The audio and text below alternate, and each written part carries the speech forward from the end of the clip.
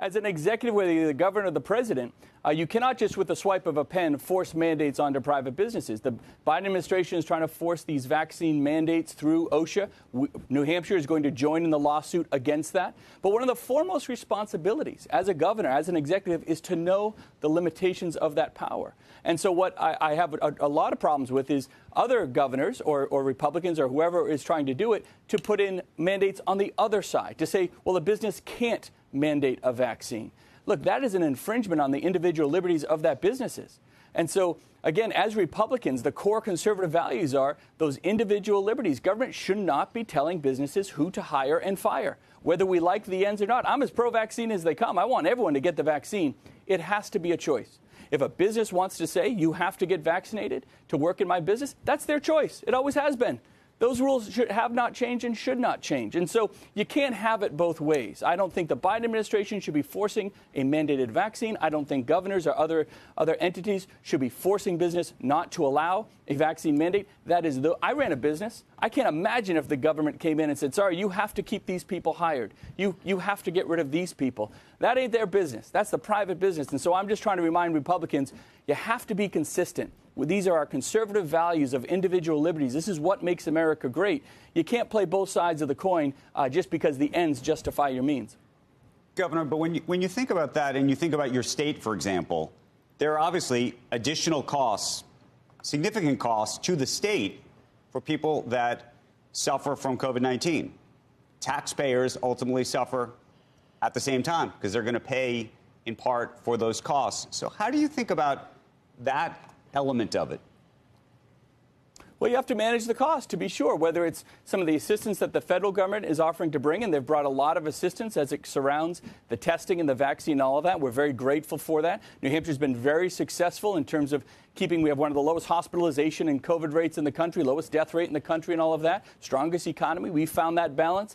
But it's really part of that live free or die spirit that we have here in New Hampshire. You can't just say, well, we're live free or die. If there are costs to it, there are costs to it, and you have to manage those costs. But I think you don't sacrifice individual liberties for the dollar.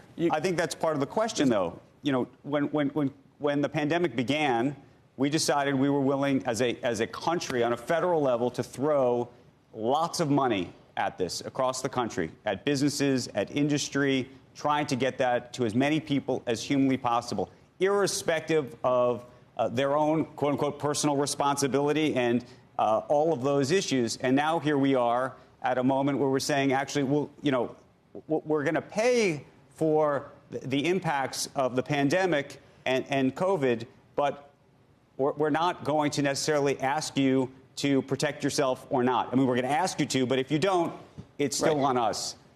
There is a conservative view that actually it shouldn't be. So, look, you're comparing 2020 to 2021. In 2020, we had states of emergency in every state across the country. We didn't have the tools in the toolbox. We didn't have a vaccine. People didn't have the option to protect themselves, right? So we kind of wrapped around some different mandates and things like that temporarily. We got the vaccine. And once the vaccine was available to everyone in the country, those states of emergency comes off. It's individual choice. Right. Individuals have the tools to protect themselves, and it works. Do you think there should be financial incentives or frankly, financial disincentives for those who don't get vaccinated?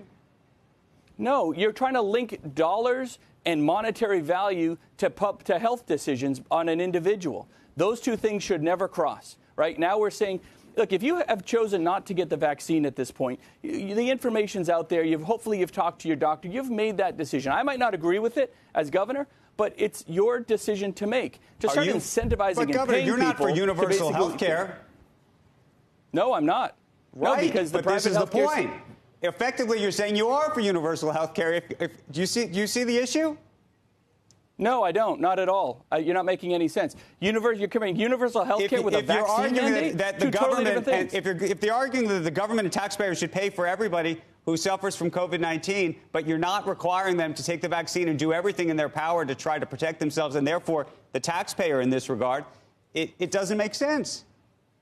No, I'm not saying the government has to pay for everything. The government has provided a lot of funds and resources. Private insurance is paying for a lot of testing and resources now as well. And long term, it'll become, again, the COVID vaccine will become more like the flu vaccine, right? Where your insurance picks it up and all of that sort of thing. And that's happening right now. This isn't just a government pays for everything solution. I'm not promoting that at all. What I'm simply saying is, whether you're Republican or Democrat, you can't say we're against mandates here, but we're for mandates there. I'm a Republican, and a conservative value says those individual liberties of those individuals and those businesses have to be adhered to. You have to respect that.